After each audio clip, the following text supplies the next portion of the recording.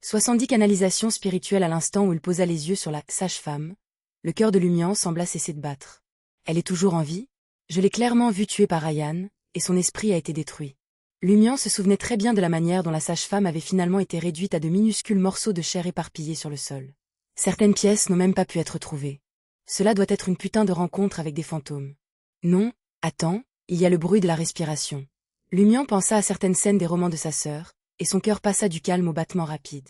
Si la sage-femme ne le regardait pas, préoccupé par la taille des branches de l'arbre en fleurs, il aurait réagi au stress. Cacha. De minuscules branches d'arbres qui poussaient au hasard tombèrent au sol, sortant Lumian stupéfait de sa stupeur. Il fit inconsciemment un pas en avant, se dirigeant vers l'endroit où les tulipes fleurissaient. La sage-femme ne l'a pas arrêté et ne s'est même pas retournée. Lumian ne put s'empêcher de lui jeter un autre coup d'œil. Elle se concentrait sur la taille des branches.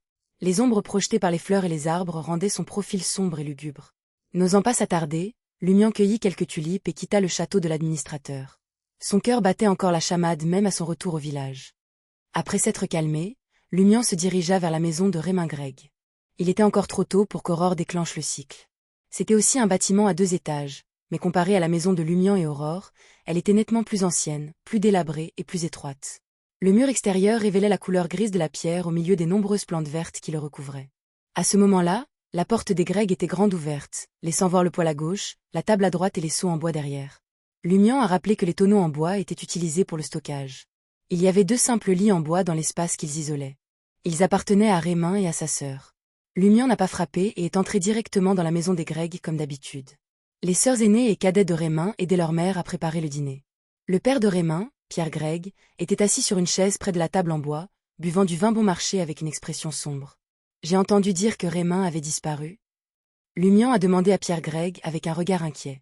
Pierre Gregg semblait avoir considérablement vieilli, et les quelques rides de son visage étaient encore plus prononcées. Il leva les yeux vers Lumian et demanda avec confusion et surprise. « Tu ne sais pas ?» À ce moment, la mère de Raymond et ses 2 sœurs arrêtèrent ce qu'elles faisaient et se tournèrent vers Lumian. Lumian ne pourrait pas être plus honnête. « J'ai été occupée avec mes propres affaires.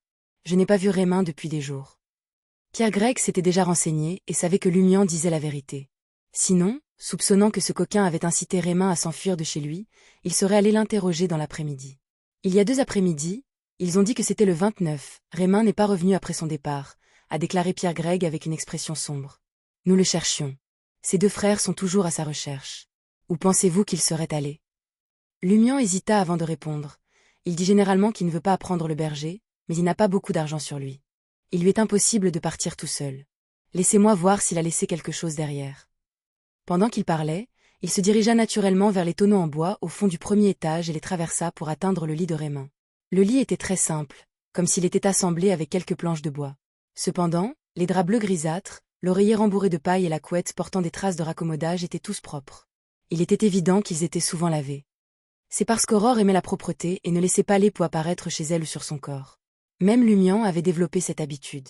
Par conséquent, lorsqu'il interagissait avec ses camarades de jeu, il les exhortait consciemment à maintenir une hygiène personnelle. Il ne permettait pas à ces gars-là d'être sales et de vivre avec des poux et des puces toute la journée. Si Raymond et les autres se relâchaient à un moment donné et qu'ils découvraient qu'ils avaient des poux, ils se feraient certainement une blague. Ils pourraient même être poussés dans la rivière et obligés de se laver même s'ils refusaient de le faire.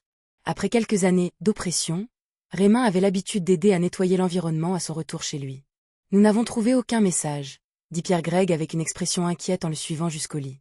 Lumian s'assit près du lit de Raymond et tendit la main sous l'oreiller.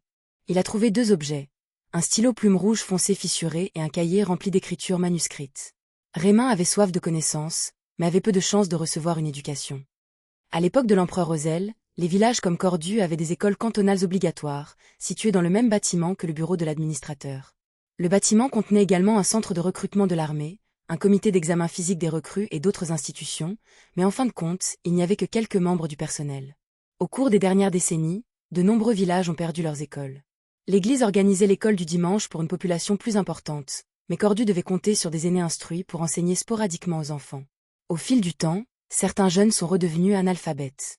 Quand Lumian était de bonne humeur, il prétendait qu'il avait besoin d'argent pour boire un verre. Il a donc vendu ses vieux stylos plumes et cahiers d'exercice à Raymond, Ava et d'autres à bas prix, leur apprenant ainsi quelques mots. Raymond prenait chaque leçon aussi au sérieux qu'il s'entraînait au combat et aidait les bergers à fabriquer du fromage dans les montagnes pour gagner de l'argent. Il était déterminé à changer son destin. Lumian retira le stylo-plume et le cahier d'exercice, les regardant longuement. J'ai demandé au père. Il a dit que ce ne sont que des mots simples qui ne forment pas une phrase. Pierre Gregg soupira. Lumian feuilleta le cahier d'exercice, notant à quel point l'écriture manuscrite était passée de sale et laide à quelque chose d'acceptable. C'est vrai, il n'y a pas de message. Il rejoint Pierre Gregg avant d'ajouter. Mais je me demande si c'est un code qui se déchiffre en une phrase. Vous avez entendu une histoire similaire, non? Aurore l'a racontée à beaucoup d'enfants du village. En ont-ils parlé à la maison? Cela incluait le frère et la sœur cadet de Raymond. Oui, ils l'ont fait. Pierre Gregg hocha la tête. Les villageois de Cordu se réunissaient souvent dans la cuisine le soir pour discuter, rire et raconter des histoires lorsqu'ils n'avaient pas les moyens d'aller à la taverne. Les nouveaux invités devaient suivre les normes sociales d'un ti et apporter une bouteille de vin, même bon marché. Pierre Gregg avait entendu une histoire similaire de la part de son plus jeune fils lors d'un tel rassemblement. Lumian leva le cahier avec confiance. Je vais le rapporter à Aurore pour qu'elle l'examine et voie si elle trouve quelque chose. Très bien. Pierre Gregg ne pensait pas que c'était quelque chose de précieux. Après avoir quitté la zone entourée de tonneaux en bois, Lumian se dirigea vers la porte et Pierre Gregg se rassit. Quelques pas plus tard, Lumian entendit Pierre Gregg soupirer et marmonner s'il ne voulait pas apprendre le berger, il aurait pu me le dire. Pourquoi est-il simplement parti? Notre famille sera bientôt riche. Il n'aura plus besoin d'apprendre le berger. Riche? Le cœur de Lumian s'emballa alors qu'il se retournait, feignant la curiosité. Quelle est cette chance de richesse? Pierre Gregg ne leva pas les yeux, gardant la tête baissée alors qu'il dit avec découragement, l'horoscope de notre famille est sur le point de changer. Notre chance va s'améliorer. Quoi? Lumian sentit un frisson lui parcourir le dos. Qui vous a dit ça? Il a demandé. Pierre Gregg n'a pas répondu, continuant de se lamenter. De retour chez lui, Lumian a immédiatement informé sa sœur que la sage-femme était toujours en vie. Aurore fronça les sourcils blonds. Ce n'est pas nécessairement une personne vivante. Hein? Lumian fut surpris. Aurore réfléchit et dit, n'en avons-nous pas discuté avant? La voix de Madame Puali pourrait avoir le pouvoir de contrôler les morts vivants. Cela pourrait être un zombie. Impossible, dit Lumian. Je l'ai vu sans activer ma vision spirituelle. De plus, il n'y avait aucun signe de couture sur son corps. À l'époque, Ryan l'avait coupé en petits morceaux. Lumian s'est rappelé et a dit. De plus, je l'ai entendu respirer. À ce stade, Lumian fit une pause. Cependant, elle était effectivement un peu paresseuse. Son expression était sombre, et ses yeux n'étaient pas assez vifs. Elle ressemblait presque exactement à Naroka. Celle que j'ai vue la nuit de la boucle précédente, lorsque Naroka a pris l'initiative d'entrer dans Paramita. Naroka, dont le visage était pâle et les yeux vides. Bien sûr, la sage-femme ressemblait évidemment davantage à une personne vivante. Aurore hocha la tête et dit, un état spécial plus proche des morts vivants. Incapable de déduire une réponse, elle fit signe à Lumian de dire autre chose.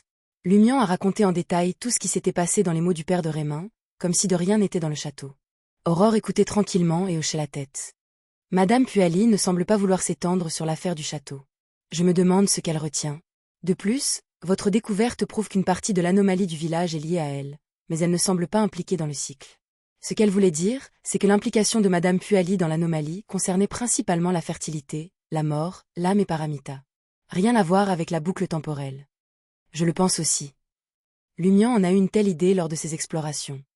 Il semble que la personne derrière le padré et sa compagnie ne soit probablement pas Madame Puali. Se référant aux paroles du père de Raymond, il devina, celui qui a répandu la nouvelle que faire quelque chose peut affecter l'horoscope et porter chance. Aurore reconnut laconiquement. Nous enquêterons demain et verrons si nous pouvons canaliser l'esprit de Raymond ce soir.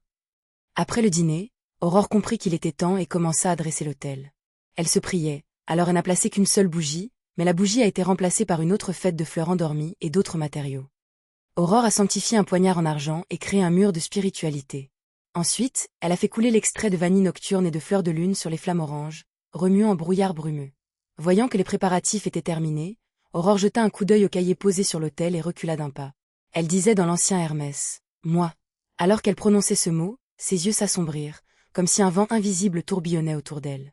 « J'invoque en mon nom ». C'était la deuxième phrase qu'elle prononçait, et elle la changea en Hermès. Comme elle ne savait pas où se trouvait l'esprit de Raymond, elle ne pouvait pas communiquer directement avec lui. Elle ne pouvait qu'essayer de l'invoquer. En tant que billon des sauvages, elle n'osait pas prier la déesse de la nuit éternelle, qui était en charge de ce domaine. Elle ne pouvait compter que sur elle-même. Les chances de succès n'étaient pas élevées, à moins que l'esprit de Raymond ne se trouve effectivement quelque part à Cordu et qu'il en soit très proche. Aurore continua de réciter, l'esprit qui persiste dans le village de Cordu.